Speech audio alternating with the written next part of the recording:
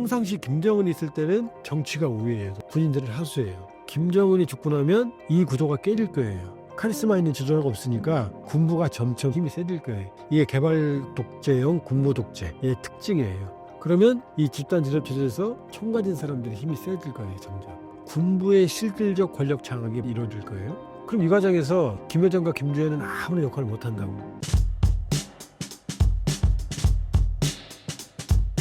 러우 전쟁으로 인한 현재 러시아의 상황은 어떤가요? 러시아는 1억 4천쯤 돼요. 인구가. 우크라이나는 4천쯤 되고. 절대적으로 불리하죠. 경제력, 인구력, 군사력. 그러나 이미 2년 반 이상 3년 가까이 이제 전쟁이 돼가요. 2월 24일 날 침공했거든요. 22년. 2달 지나면 전쟁 3년 되거든요. 현재까지 러시아가 전장을 우세해요. 우크라이나 땅에 약 10만 제곱에 가까운 남한 면적쯤 돼요. 러시아가 장악하고 있어요. 그리고 전장도 우세해요. 그러나 끊임없는 소모전으로 인해서 러시아는 절박한 상황으로 가고 있어요. 러시아는 국제적 고립이거든요. 우크라이나는 힘들지만 나토, 미국 전 세계가 지원하고 있죠. 그게 싸움의 힘이죠. 그러니까 러시아가 전쟁 발발 이후에 잃은 병력이 70만 명 이상이에요. 그중에 약 20만 명이 사망자로 추정이 돼요. 그 다음에 무제한적인 소모. 러시아가 소모가 더 많아요. 포탄 장갑차가. 그러니까 전쟁을 앞서는 거예요. 소모가 많으니까. 그럼 경제도 좋을 리가 없죠. 3% 4% 성장 그러지만 그건 전시경제고 산업이 골고루 발달하는 게 아니라 무기 사서 쓰는 거거든. 군인들한테 월급 주는 거거든. 군인들 죽으면 사망 보상금 주는 거거든. 이 돈으로 풀리는 거거든요. 그러니까 돈만 풀려요. 그러니까 러시아 중앙은행의 기준금리가 21%예요. 25% 올린다고 그랬는데 그건 아직 확인 못했어요. 국방부 장관도 경제학자예요. 군인이 아니에요. 버티기 힘들다는 얘기예요. 우크라이나는 예산의 50, 60%를 해외 차입 내지는 무상 원조예요. 양쪽 다 지쳤어요. 둘 다 해전하고 싶어요. 근데 푸틴은 지금 러시아 영토 쿠르스크를 뺏겼으니까 이게 딜레마인 거고, 젤렌스키는 휴전하면 남한 면적을 뺏겼잖아요. 우크라이나 5분의 1. 그럼 어떻게 끝내도 우크라이나 국민 중에 절반 이상이 전쟁 끝내자야. 근데 끝내면 젤렌스키는 뭐죠? 어쨌든 땅을 뺏겼잖아요. 그럼 차기 대선은 떨어지죠. 그러니까 젤렌스키는 어떻게든 자기가 이긴 모습을 연출하고 싶고, 푸틴은 어떻게든 쿠르스크에서 몰아내고 남쪽 영토를 차지한 상태에서 휴전하고 싶고, 이게 지금 복심이에요. 트럼프는 러우 전쟁 종전을 단언하고 있습니다. 트럼프 취임 후 상황이 어떻게 변할까요? 종전은 안 돼요. 종전은 전쟁이 끝나는 거잖아요. 전쟁이 끝나려면 평화협정을 체결해야 돼요. 일단 영토에 대해서 합의를 해야 돼요. 영토 합의가 어떻게 돼요? 푸틴은 남한 면적 차지하려고 그러고 용납을 못하고 영토가 영토에서 일단 안 돼요. 그러니까 평화협정은 첫 번째가 영토 규정이 나와야 돼요. 두 번째 포로 교환, 손해배상, 관계 개선 이렇게 다 들어가야 되거든요. 영토부터 안 되잖아요. 지금 종전은 안 되죠. 다만 휴전, 요게 가능한 시나리오도. 대한민국도 휴전이에요. 지금 남북한이. 종전 아니에요. 그러니까 트럼프는 종전이 아니고 정확한 용어로 보면은 휴전입니다. 휴전. 트럼프의 생각은. 근데 지금 모든 그림은 휴전으로 가고 있어요. 지쳤거든. 그 다음에 러시아도 우크라이나도 전선을 뒤집을 만한 여력이 없어요. 우크라이나 전체를 점령하는 걸 나토가 용납 안 하고, 그럼 유럽이 뚫리니까. 또 우크라이나 국력으로 러시아를 침공하는 것도 안 되는 거고, 능력이 안 되는 거고. 그러니까 지금 현재 상황에서 6.25 때처럼 고지전처럼 왔다 갔다 왔다 여기서 매일 큰일 날 것 같지만 아니에요. 요망을 뺏었다, 요망을 뺏기고, 요망을 뺏었다 계속 이러고 있는 거예요. 지금. 그러니까 트럼프는 어차피 우리 전쟁 아니다. 그러니까 우크라이나를 유럽이 지원하는 건 우크라이나가 이뻐서도 나토 회원국에서도 아니에요. 우크라이나를 줘버리면 푸틴이 유럽으로 뚫고 들어오니까 신병부까지. 그거 막으려는 것뿐이에요. 근데 지금은 동부 쪽에 러시아에 접해있는 쪽만 뺏겼으니까 유럽 입장, 미국 입장에선 여기서 끝내도 큰 상관은 없어요. 억울한 건 우크라이나죠. 근데 우크라이나 국민도 어차피 그 땅 크림반도 올 거 아니었고, 돈바스 러시아 사람 많았고, 그쪽은 저쪽 친러시아가 많으니 거기 포기하자, 이런 여론이 절반을 넘었어요. 그러니까 트럼프는 그걸 노리고 있는 거죠. 내 전쟁이 아닌데 왜 무한정 자원을 소모해? 여기서 끝내야 돼. 누가 이기든 말든 상관없어. 지금 여기서 휴전하면 사실상 푸틴이 이긴 거거든요. 남한 면적만큼 뺐고 5분의 1 뺐고, 그리고 벌 안 받으니까. 그러니까 푸틴한테는 너는 점령지 인정해 줄게. 대신 더는 사고치지 마. 젤렌스키한테는 너 나토 가입 안 되니까. 어차피 분쟁 중인 국가는 나토 가입이 안 돼요. 현장에, 나토 현장에서. 넌 몇십 년 미뤄, 나토 가입. 그 다음에 위험하니까 휴전하면 그 휴전선에 평화유지군으로 나토군이 들어올게. 그 다음에 너 재건하는 거 도와줄게. 러시아한테 돈 뜯어서. 그 다음에 전쟁 준비도 하게 해줄게. 무기 많이 줄게. 푸틴이 못 쳐들어오게. 요 아니에요. 근데 이제 각자 고민이 있죠. 푸틴은 뭐? 나토 가입을 막으려고 그랬는데 나토 군인이 들어와? 안 돼. 두 번째, 쿠르스크를 뺏겼잖아요. 본토를 뺏기고 휴전하기 어렵잖아요. 이건 탈환해야 돼. 젤렌스키는 영토를 5분의 1을 뺏기면 자기는 집권 안 되거든 이제. 그러니까 어떻게 말해요? 좋아, 5분의 1 포기할 테니까 대신 나 나토 가입시켜줘. 이게 젤렌스키의 그 제안이에요. 이걸 푸틴이 받겠냐고요. 안 받죠. 이런 상황이에요. 이런 상황이니까 시련이 복잡할 것 같죠? 트럼프 상관없어요. 어쨌든 전쟁 못하게 하는 거니까. 무기 안 줄 거야? 무기 안 주면 못하지. 그 무기 안 주면 푸틴이 들어오면 지잖아요. 그러니까 푸틴한테 얘기해줘. 넌 들어오면 넌 죽여. 움직이면 진짜 나 사고 칠 거야? 어마어마하게 줄 거야? 그럼 푸틴 가만히 있겠죠. 제렌스키는 무기 안 주면 전쟁 못하니까. 이런 개념이에요. 나토가 좀 분열돼 있어요. 한쪽은 트럼프처럼 어차피 우리 전쟁 아니야. 여기서 끝내자. 근데 이제 폴란드, 라트비아 여기 붙어있는 애들. 러시아의 위협을 직접 받는 친구들은 무섭지 이제. 푸틴을 한번 잡아다가 휘체를 때려야 나쁜 짓 안 할 텐데 그래 됐어. 면죄부를 주는 거잖아요. 그럼 푸틴이 기고만장해질 거라는 얘기지. 나토는 관리해요. 그러나 주류는 내심 휴전을 원한다. 이쁘지도 않은 우크라이나한테 왜 돈을 줘요? 우크라이나 어차피 같이 슬라브족인데 소련이었는데 지금 그런 상황이에요. 그러니까 큰 흐름은 미국 그림대로 갈 거다. 트럼프대로 휴전으로 강제 휴전으로. 그러면 미국 국민들은 잘했다고 그럴 거고 돈 안 들어가니까. 중국도 경제를 살려야 되니까 좋아할 거고 푸틴은 쿠르스크만 탈환하면 지가 이긴 거고 제렌스키는 어쩔 수 없이 현실을 받아들일 거고 이렇게 할 거예요. 전쟁 이후 한러 관계는 어떻게 전망하시나요? 러시아의 딜레마는 뭐냐면 북한한테 얻어먹을 게 별로 없어요. 한러 관계는 최대 1년에 무역액이 273억 불까지 올라갔거든요. 북러 관계는 거의 몇 천만 불 수준이에요. 2021년 코로나 시기에는 북러 간에는 4만 불밖에 안 됐어요. 지난해 그렇게 관광을 한다고 협력한다고 난리쳤거든요. 근데 지난해 2024년 상반기 러시아 관광객이 북한에 간 사람 숫자가 600명이에요. 무슨 돈이 돼요? 북러가 그렇게 밀착을 했지만 2023년에는 아직 2023년 통계는 안 나왔으니까 2023년에 중국이 북한의 대외 교역에서 차지하는 비율이 98.3%예요. 러시아는 영향력이 없다는 얘기예요. 러시아는 산업이 없거든. 에너지, 밀, 비료 이 정도밖에 없어요. 이것만 줘도 북한은 숨을 쉬겠죠. 그러나 북한의 미래는 없지. 북한의 미래를 책임질 산업은 다 중국이 있거든. 북러 관계는 지금 전쟁 때 절박하니까 지푸라기라도 잡는 심정이 아니라 통나무를 잡은 거죠. 북한이라는 군수보급에. 근데 전쟁이 끝나면 얘기는 달라지죠. 지금 물에 빠진 게 아니라 땅에 올라왔으면 통나무가 무슨 소용이 있어요. 그러니까 휴전이라고 하는 애매한 형태로 전쟁이 수전될 거니까 북한이라는 군수보급 기지의 필요성은 계속 있겠죠. 그러나 전쟁 끝나면 푸틴 입장에서는 본인이 러시아 국민들에게 약속한 위대한 러시아를 만들어야 되거든. 그러면 이제 경제가 중요하죠. 그러면 경제를 살리려면 세계 경제에 협력을 해야 되는데 휴전이기 때문에 모든 러시아에 대한 제재가 풀리진 않을 거예요. 빼앗은 영토 안 돌려줄 거니까. 그러면 유럽과의 협력은 푸틴은 끝났다 이제. 유럽의 불신. 유럽은 러시아를 소련이 붕괴되고 나서 믿을지 말지 오랫동안 고민했거든요. 그러니까 노르드 스트림 가스관까지 하면서 막 믿으려고 노력했거든요. 근데 러우 전쟁으로 인해서 유럽은 마음을 정했죠. 푸틴, 러시아 못 믿을 놈 이렇게. 러시아의 비극은 유럽에서 고립되는 거예요. 어디로 가요? 그럼? 서쪽으로 못 가잖아요. 동쪽으로 와야지. 그게 푸틴의 신동방 정책이에요. 그런데 푸틴이 동방에 미래를 갖는 건 첫째 시베리아 극동에 어마어마한 지하 자원이 있어요.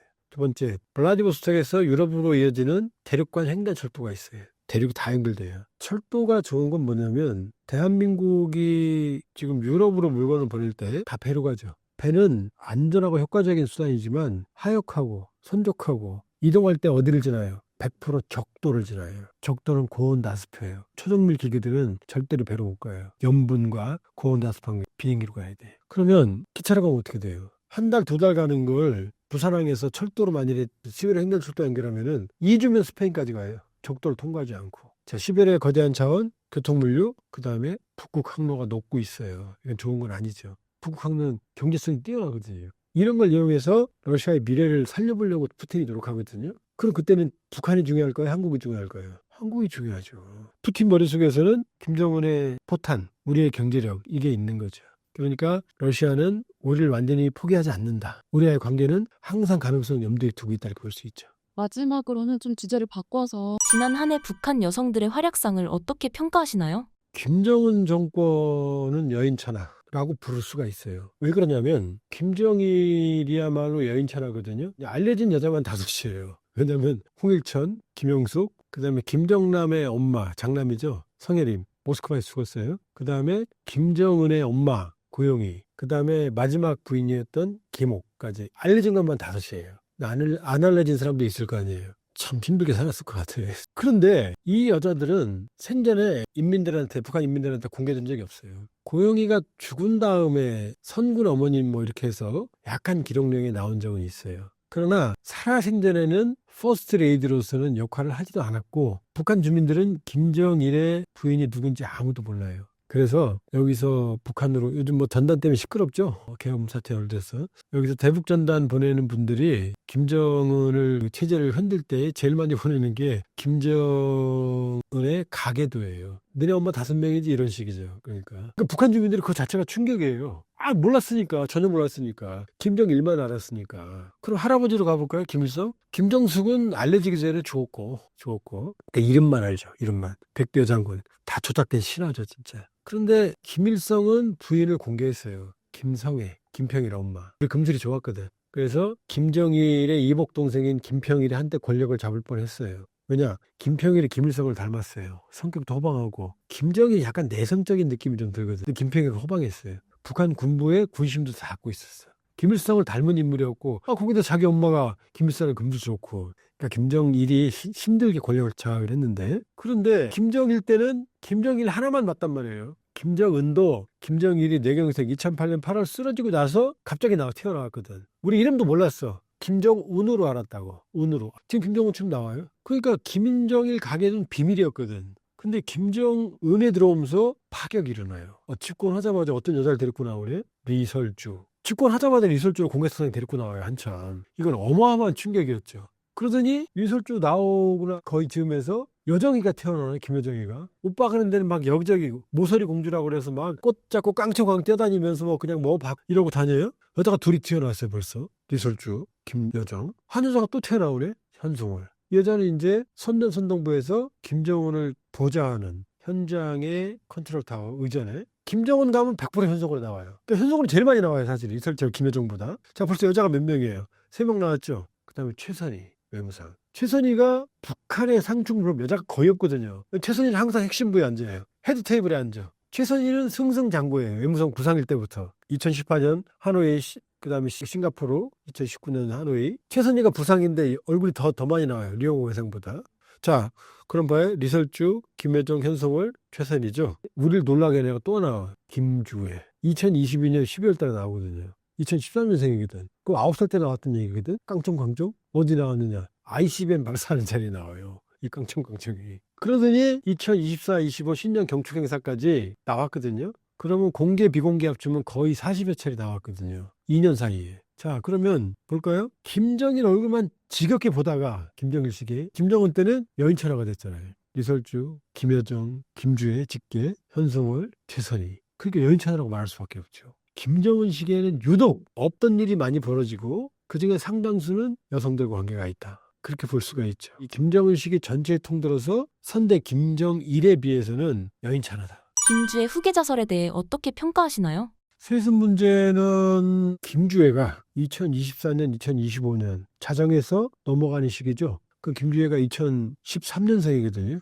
그럼 지금 몇 살이죠? 12살 좀 되겠죠? 그거 자야 되잖아요. 이 새벽에 중요한 건 리설주는 안 나왔어요. 김주혜가 나왔어요. 그리고 김정은과 나란히 앉았어요. 추석단에. 단둘이 옆에 보좌진들이 있고. 이게 이상하지 않아요? 그 새벽에 가는 행사에 평일날 행사도 아니고 낮도 아니고 이거 뭘 의미할까요? 그 다음에 경천 동지할 일이 이 꽃다발을 화동들한테 받거든요. 25년 1월 1일. 그럼 김주혜도 애죠. 김주혜가 꽃다발을 줘야 될 거 아니에요. 어떤 아저씨들한테. 김정은한테 꽃다발을 주니까 김정은이 애를 껴안고 김주혜한테 애들이 꽃을 주니까 김주혜가 어른처럼 그 아이들을 껴안아서 이렇게 보내세요. 이게 뭘 의미할까요? 제가 과밀한가요? 애가 어른 역할을 하는 거예요, 지금. 12살이면 지가 가서 꽃 주고 아저씨 이래야 될 거 아니에요. 그게 아니고 키도 많이 컸어요. 어른처럼 옷 입고 아이들이 꽃을 주니까 아유 귀여워하면서 꽃을 막 그렇게 껴안는다니까요. 그건 뭐죠? 후계자라는 얘기를 하고 싶은 거죠, 지금. 그게 어마어마한 첫 번째 충격이었어요. 그 장면 특히. 원래 김정은이랑 같이 한 장면 많았고 최근에. 또 하나 이번 이제 신년 경축 행사 때 요즘에 이제 북한도 연출 실력이 뛰어나서 메인 행사하면 그만 보여주는 게 아니라 막 사전 준비가 되고 사람 모이는 거 다 편집을 해요. 근데 충격적인 장면이 하나 나와요. 김여정이 회장으로 들어가요. 회의장으로. 근데 아이의 손을 잡고 애들이 외투가 똑같아요. 하나는 여자이고 하나는 남자인데 하나는 손을 잡고 하나는 옆에 있어서 같이 이렇게 걸어가요. 이 장면이 지금 회자가 되고 있어요. 이게 누구지? 자식인가? 왜냐? 김여정은 88년생이거든요. 2015년생. 자녀가 있고 2018년 대한민국에 왔을 때 임신한 상태였다라는 게 평가거든요. 계산해 보면 그 키가 거의 맞아요. 그래서 자녀일 거다. 아닐 거다. 지금 이거 갈려요. 자녀일 거다라는 설은 뭐냐? 주변에 아무도 없고 그 둘만 독립적으로 셋이 가요. 이렇게. 그러니까 자녀 아닐 리가 없다. 그 다음 자녀 아닐 거다는 뭐냐? 북한에서는 백두혈통의 본류, 외에는 가족을 공개한 적이 없어요. 그럼 김여정은 반개잖아요, 지금. 반개가 가족을 공개해? 충돌하고 있어요. 그래서 이번에 또 리설주는 안 나왔어요, 거기다가. 그러니까 김주혜와 관계된 이번 신년 행사의 자정과 새벽 행사의 특징은 바로 이 세 장면이에요. 리설주가 안 나오고 김주혜가 화덕한테 꽃받으면서 어른처럼 껴안고 김여정이 아이들과 가고 이 세 장면이거든요. 그 리설주는 왜 안 나왔을까? 최근에는 안 나와요. 김주혜가 나올 때 엄마랑 같이 나온 적 많거든요. 근데 김주혜의 위상이 격상하면서부터는 안 나와요. 왜냐? 김주혜를 저렇게 보이는 이유는 뭐죠? 위상을 제고시키는 거잖아요. 그럼 엄마가 나오면 시선이 어디로 가요? 엄마한테 가잖아요. 김주혜가 나오면 김여정도 자리를 피해요. 왜? 김주혜한테 가야 되니까. 김여정까지 같이 나오면 어떻게 돼요? 뭐 둘이 알력 관계니 영향이 뭐 신경을 쓴다는 이런 얘기 나올 거 아니에요. 그러니까 리설주가 안 나오는 건 바로 김주혜를 부각시키기 위해서예요. 이렇게 볼 수가 있죠. 자, 김주혜가 이게 지금 여기 나오는 게 김주혜 변화 과정을 보면 이게 지금 정말 앳되죠. 진짜 얘기 같죠. 뭐 아무 준비도 안 했어요. 그냥 나왔어요. 그쵸? 이게 2018년 11월 10일. 근데 뒤에 있는 건 IC 배우예요. 자, 사랑하는 자제분 그랬어요. 그 다음에 볼까요? 이제 얘기 달라지죠. 다음에 9월이거든요. 그럼 1년도 안 지났잖아요. 근데 옷이 바뀌었죠, 일단. 어른 옷이잖아요. 근데 박수, 물개 박수 치죠, 이렇게. 그 다음에 김정은이랑 군인들에 둘러싸여서 지금 주석단에서 왕과 세자가 지금 세자잖아요, 지금. 1년도 안 돼서 완전히 바뀐 거예요. 아주 그냥 교육받은 의전처럼 이렇게 웃고 있죠. 자, 이게 호칭 변화예요, 이게. 자, 사랑하는 자제분, 이건 아빠가 사랑하는 거예요. 존귀하신, 옷도 바뀌었죠. 그러다 존경한으로 바뀌었어요. 그래서 사랑하는 존경한으로 바뀌었어요. 그러더니 이게 2023년 11월에는 RFA가 보도한 건데 조선의 샛별 여장군. 요거는 확인은 안 됐어요. RFA 단독 보도예요. 요거는 미확인 보도예요. 엄밀히 보면. 근데 맞다면 북한에서 별과 장군은 지도자한테만 붙여요. 조선의 별 김일성, 광명성 별성자 김정일. 샛별이라고 그랬잖아요. 김일성이 항일운동했다고 막 조작해낼 때 하긴 했지만 대부분 조작이죠. 조선의 샛별이라고 그랬거든요. 그것도 조작이에요. 김혁이라는 인물이 조선의 별이라는 노래를 시를 졌다고 노래도 있거든요. 그것도 다 조작해낸 거예요. 어쨌든 별이라고 그랬어요. 이 얘를 별이라고 그랬잖아요. 우리는 별 닮은 장군이죠. 비상계엄 때문에 지금 장군들 지금 고생 많은데 북한은 별 단 사람을 장령이라고 그래요. 장군이라고 안 해요. 장군 누구냐? 김일성 장군, 백두의 장군 부인 김정숙 장군, 김정일 장군, 김정은 장관, 이걸 여장군이라고 하잖아요. 이게 맞다면 후계자인 거죠. 자, 이게 지금 경축 공연이거든요. 이 사진이. 왼쪽 사진 보세요. 이게 중요한 거예요. 지금 가운데에 누가 있죠? 김주혜가 있잖아요. 김정일 때는 이런 사진이 안 나와요. 가운데는 항상 김정일이 있어요. 김주혜가 가운데 있잖아요. 이 사진이 의미하는 거는 그냥 의도가 없는 게 아니에요. 가운데에 김주혜가 있다는 얘기를 넌지시 암시하는 거예요. 사람들한테. 그 다음 오른쪽은요 또. 김정은과 김주혜가 단둘이 앉아있죠? 둘이 동급이라는 얘기를 하고 싶은 거예요, 지금. 이 사진에 숨은 그림이에요. 그러니까 이번 경축 행사 때 화동을 앉는 것도 있지만 이 사진의 정치학이에요, 지금. 최고 지도자를 만들기 위한 기획의 일부입니다. 자, 그럼 김여정과 김주혜의 관계를 보여주는 사진이 이거예요. 지금 이게 작년 8월 5일 날 조선중앙텔레비전이 보도한 거거든요. 이때 이동식 발사대라고 무기를, 이것도 무기예요. 김주혜가 지금까지 한 40여 번 공식 비공식 나왔는데 그중에 60에서 70%가 다 군 관련 행사예요. 바비 인형 들고 있어야 될 애가 ICBM 쏘는데 포 쏘는데 항상 가서 앉아있는 거예요. 자, 이것도 2024년 8월 조선중앙텔레비전이 보도한 게 뭐냐, 250대의 이동식 발사대, 그 인수인계식 하는 회의장이거든요. 특설 무대예요. 맨 앞에 가는 게 김정은이에요. 그 앞에 현송월이 지금 안내했어요. 그 다음 그 뒤에 성큼성큼 걸어가는 게 시커먼 옷 입은 애 있죠? 이 김주혜예요. 그 옆에 이렇게 안내하는 거 있죠? 그게 김여정이에요. 자, 이 사진을 봤을 때 이게 고모와 조카 관계 같으세요? 아니면은 회장님 안내하는 여비서 같으세요? 비사 같죠? 김주혜는 고모 쳐다보지도 않죠, 지금. 이게 김여정의 역할이에요. 북한에서는 권력을 승계할 때 대를 이어 혁명한다 그러거든요. 김정은과 김여정은 대가 같잖아요. 대를 이어는 뭐예요? 김정은에서 김주혜를 가는 거예요. 얘는 이제 반개가 되는 거예요. 김정은이 김주혜를 후계자로 찍는 순간 김여정은 고모가 아니라 신하가 되는 거예요. 김주혜를 보좌하는. 그러니까 리설주가 김여정이 너무 설쳐서 기분 나빠한다, 뭐 두려워한다, 우려한다, 정치적 알력이 있다, 신경 쓴다. 북한 정치 문화 아는 사람들은, 탈북한 친구들은 웃어요. 불가능하다. 끝나는 거예요. 그러니까 김여정은 자체 권력이 전혀 없는 김정은의 아바타일 뿐이에요. 향후 북한의 세습 문제는 어떻게 흘러갈 것으로 예상하시나요? 시리아 아사드 무너진 거 보셨죠? 정권. 그럴 가능성은 북한은 쉽지 않을 거예요. 왜냐하면 시리아는 워낙 복잡해요. 소수 종파가 다수 종파를, 그 다음에 이제 안에 여러 분파들을, 또 북한은 안 그렇거든요. 단일화되어 있거든. 철저한 감시체계. 독재는 언젠간 몰아치죠. 그러나 아사드식 그런 식으로는 아닐 거다. 체계적으로 반권해서 무너뜨리고 이건 불가능해요. 그건 불가능해요. 단기적으로는. 그러면 김정은은 제 기준으로 본다면 내일 죽어도 하나도 안 이상해요. 몸무게 145kg, 거의 담배를 물고 사는 흡연, 그 다음에 불면, 새벽 5시에 자고, 그 다음에 스트레스. 새벽 5시까지 일해요. 쓸데없는 일 한다고. 남들 다 해야 돼. 창문 여기 달어. 분이 마셨대? 여기다 만들어. 이런 거 하거든요. 죽은 사람들 사진과 내가 사진 찍게. 이런 거 하거든. 스트레스. 그 다음에 불안, 통치 불안. 그러니까 지금 죽어도 김정은은 아무 할 말이 없어요. 김일성이 80대 죽었죠. 초반에. 12년생인데 94년에 죽었으니까. 42년생 김정일은 2017년에 죽었어요. 그러면 70도 못 넘긴 거예요. 그죠? 아버지에 비해서 10몇 년 떨어졌죠. 근데 둘 다 김정은보다는 몸무게가 더 훨씬 작았거든. 정상이거든 오히려 김정은에 비하면. 김정은은 훨씬 뚱뚱하고. 그러니까 80 초반에서 60대 후반이었죠. 그 50대, 40대 죽어도 이상하지 않다. 그러니까 앞으로 몇 년이나 죽을 가능성이 높다는 얘기예요. 이대로 가면은. 그러니까 김정은이 저렇게 9살짜리 2022년에 2014년생 애를 데리고 나온 이유는 마음이 급해서일 거다. 왜냐? 김정일이 뇌경색 터지고 바로 김정은 데리고 나왔습니까? 그걸 아마 염두에 둘 가능성이 있지 않았겠느냐. 추정입니다만. 그러면 김주의 세습 시나리오는 이제 김정은의 급사를 전제로 할 수 있겠죠. 상상할 수 있는 거예요. 김정은이 2009년에 후계자가 됐어요. 84년생이. 그러고도 2017년 아버지가 죽고 나서 굉장히 많은 사람들을 죽였어요. 고호부, 장성택, 청천부장, 이복형, 김정남까지. 집권은 3, 4년간 수백 명 이상의 최고위급, 반개까지 지금 수천 명을 처형했어요. 속초는 수만 명이에요. 근데 김주현은 지금 10대잖아요. 더 준비가 안 됐을 거라고. 그러면 아버지가 죽으면 10대가 그냥 앉을 거예요. 아무 준비 안 된 애가. 그건 누군가 도와줘야죠. 그럼 믿을 만한 건 누구겠어요? 고모 김여정이겠죠.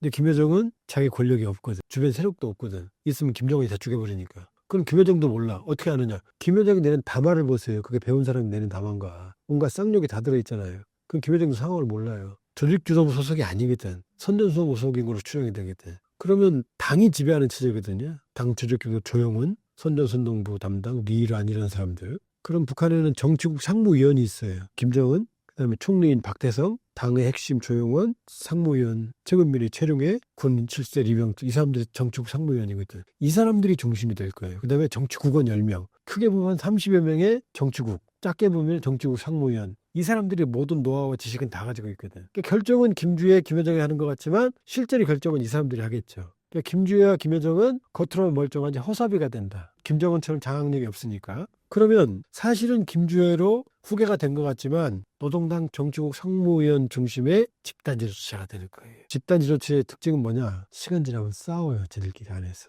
평상시 김정은이 있을 때는 정치가 우위예요. 노동이. 군인들은 하수예요. 근데 위기가 되면 비상계엄을 왜 하느냐? 군밖에 동원이 안 될 수밖에 없는 상황이 오면 군은 총을 가지고 있으니까 총을 해결하거든. 그러니까 김정은이 죽고 나면 이 구조가 깨질 거예요. 카리스마 있는 지도자가 없으니까 군부가 점점 총을 가졌으니까 힘이 세질. 이게 개발 독재형 군부 독재 특징이에요. 그러면 이 집단 지도 체제에서 총 가진 사람들이 힘이 세질 거예요. 점점. 군부가 중심이 되는 집단 지도 체제. 군부의 실질적 권력 장악이 이루어질 거예요. 그럼 이 과정에서 김여정과 김주혜는 아무런 역할을 못한다고. 그러니까 투명인간, 식물인간이 되겠죠. 그러면 군부는 어떻게 생각하겠어요? 제거하든지 있어도 소용없든지 이런 상황이 되겠죠. 그런데 군부가 국정 통치 능력이 있어요, 없어요? 없잖아요. 위기 상황에서만 잠깐 하는 거거든. 근데 북한의 위기는 구조화되어 있잖아요. 그럼 군부가 집권하면 통치하면 북한의 내부 문제가 해결되겠어요? 악화되겠어요? 그러면 이제 봉기가 일어나겠지. 혼란, 극도의 혼란. 이게 북한의 제가 보는 시나리오입니다. 어두운 시나리오예요. 어느 경우든 끝까지 못 간다. 4대 해협까지는 할지 모르겠지만 김정은에서 끝나든 4대에서는 끝난다. 이렇게 볼 수 있어요. 구독자님들에게 한 말씀 부탁드립니다. 예, 올해 푸른 뱀의 다사다난 언제나 그렇습니다. 다사다난하다고 합니다. 그러나 이 나라는 과거의 대한민국이 아닙니다. 큰 홍역을 치렀지만 이번 탄핵 비상계엄 사태에서 우려들 많이 하셨지만 대한민국이 세계에서 가장 성숙된 나라. 민주주의의 놀라울 만큼 회복 탄력성을 보여줬고요. 수십만이 모여도 유리창 하나 깨지지 않고 방화가 없고 약탈이 없는 유일한 나라입니다. 그는 이 나라의 민주주의 성숙도가 저는 세계에서 최고라고 봅니다. 물론 진영 간의 차이도 있고 분열도 있고 하지만 이 정도의 성숙된 능력을 가지고 있다면 충분히 미래를 개척할 수 있다. 따라서 우리 대한민국이 세계적으로는 불확실성이 커지고 있지만 여러 혼란 사태를 잘 수습을 할 거라고 믿고 또 해야 되는 거고요. 올해 국군이 용성하는 한 해가 되기를 기도하고 저도 노력해 보겠습니다. 그리고 그리고 북한 전문 유튜브 세종광TV도 많이 좋아요, 구독, 알람 해주세요. 고맙습니다. 새해 복 많이 받으세요.